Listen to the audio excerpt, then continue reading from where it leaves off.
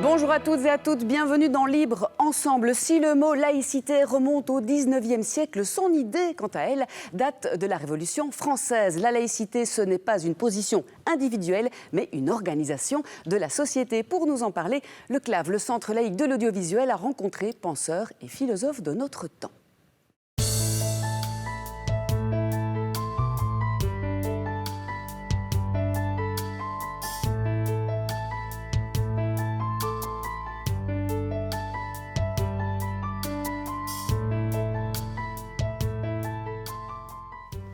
Eh bien, on entre dans une pensée laïque à partir du moment où on va répondre non.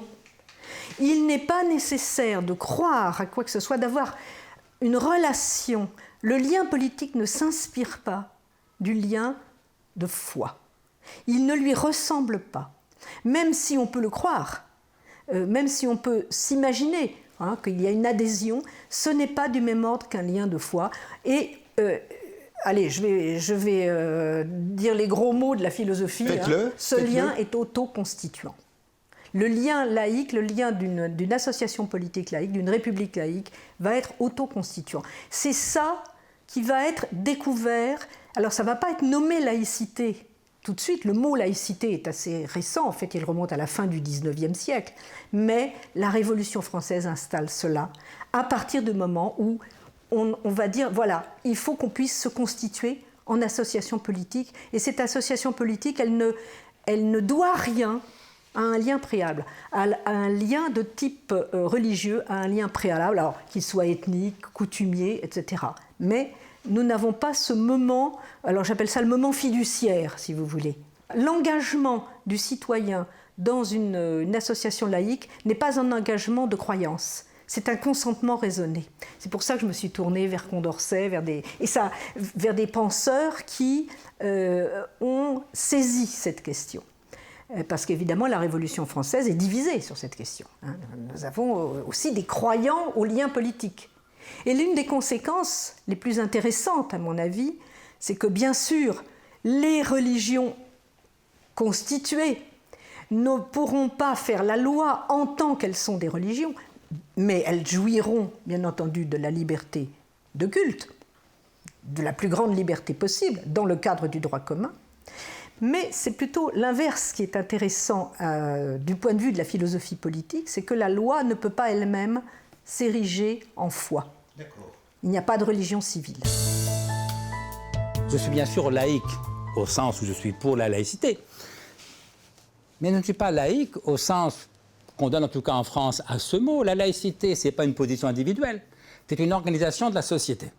C'est la séparation des églises et de l'État, et donc le fait que l'État est neutre en matière de métaphysique. L'État n'est ni croyant, ni athée, ni agnostique, il n'a pas de position métaphysique ou spirituelle. Mais moi, je ne suis pas neutre, je suis athée.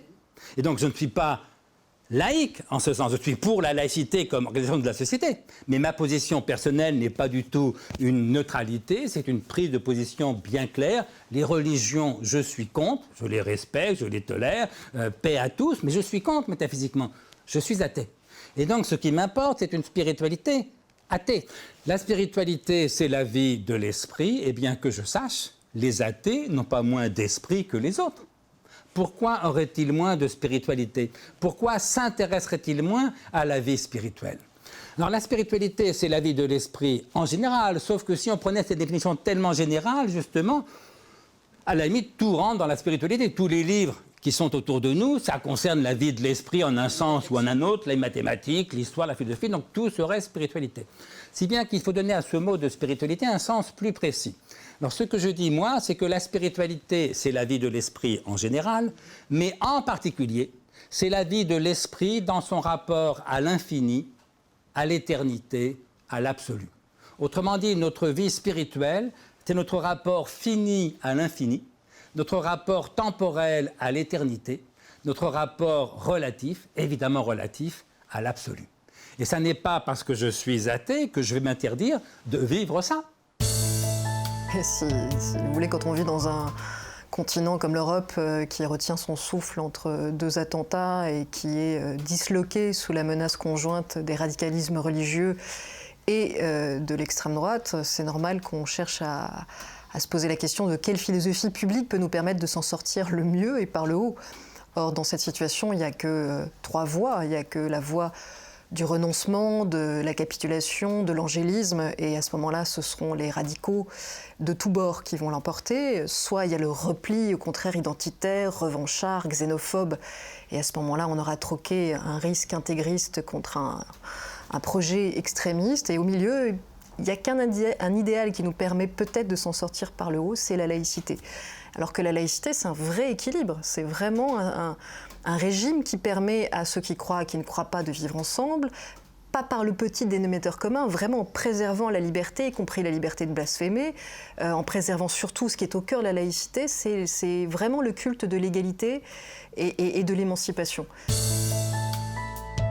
La manière française de voir la laïcité, ça peut être aussi une bonne manière, au-delà de la France, de proposer peut-être à d'autres, et quand on discute, ça m'est arrivé encore récemment avec des musulmans d'origine turque en Allemagne, qui m'ont dit « mais votre modèle, c'est celui-là qu'il nous faudrait », c'est-à-dire un modèle qui met à distance l'ensemble des cultes, qui sépare complètement l'État et les cultes, qui met à distance les cultes, mais qui protège aussi le citoyen à l'intérieur de sa communauté, entre guillemets, religieuse, et qui lui permet d'exercer pleinement sa liberté, y compris sa liberté de culte. Par rapport au défi du monde contemporain, de ce que j'appelle l'entrée dans l'âge identitaire du monde depuis maintenant 30-40 ans, la laïcité, la manière de mettre à distance les identités différentes pour constituer du commun, c'est, tel qu'on l'a fait en France, ça peut être un modèle,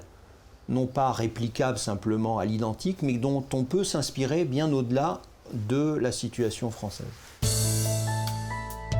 Il me semble qu'il y a deux types de laïcité.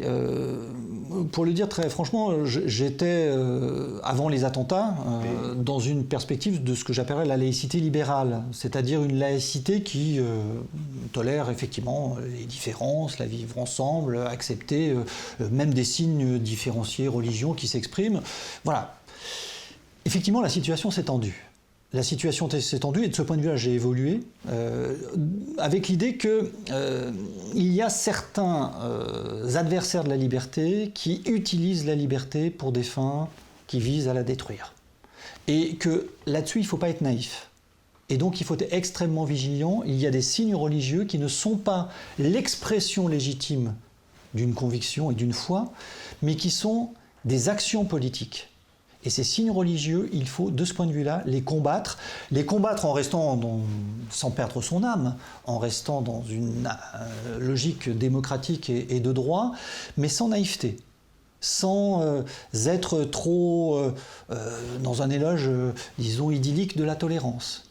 Il faut toujours avoir en tête qu'à un moment donné, il faut repérer ce qui relève de l'adversaire intellectuel et ce qui relève de l'ennemi politique, et là, une logique de combat s'impose.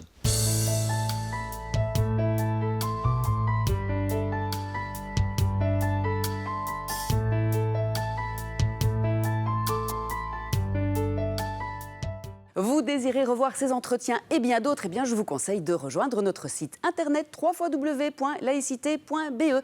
À très bientôt et merci de nous avoir suivis.